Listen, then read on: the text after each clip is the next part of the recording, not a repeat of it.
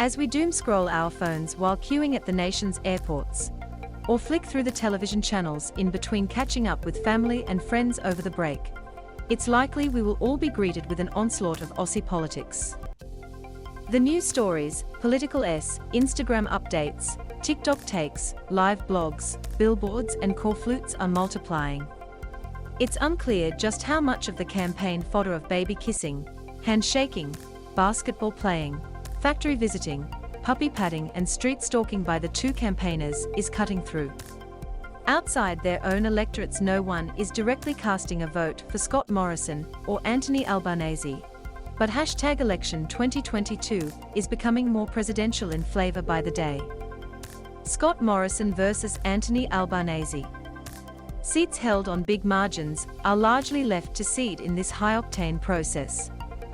The battle to win government outright is laser-focused on the key marginal seats.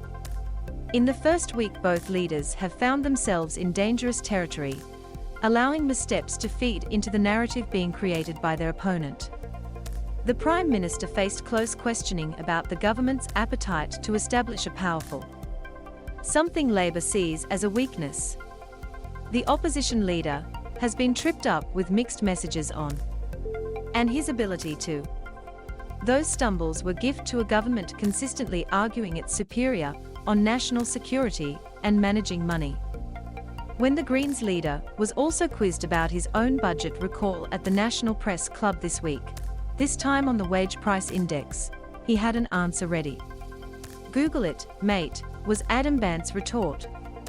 The Greens not the only minor party hitting the headlines with the re-emergence on the Queensland One Nation ticket.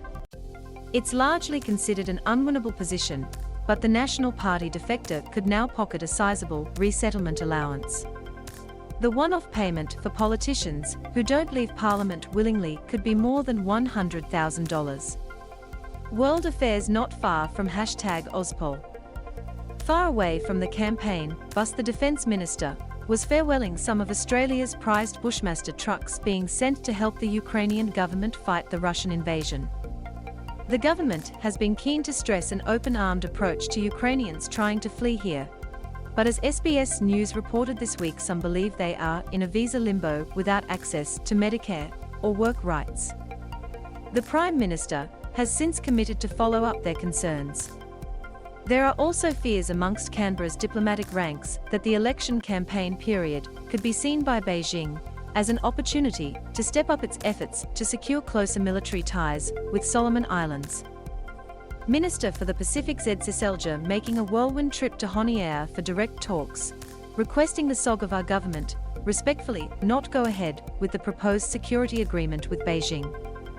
We are now 1 week into this 6-week political marathon, and already the spectre of constitutional tangle has been raised with a Liberal senator from Western Australia. After being informed his family history makes him a dual Australian-New Zealand national. He's since renounced any Kiwi citizenship rights and says that frees him up to run third on the Liberal ticket and recontest.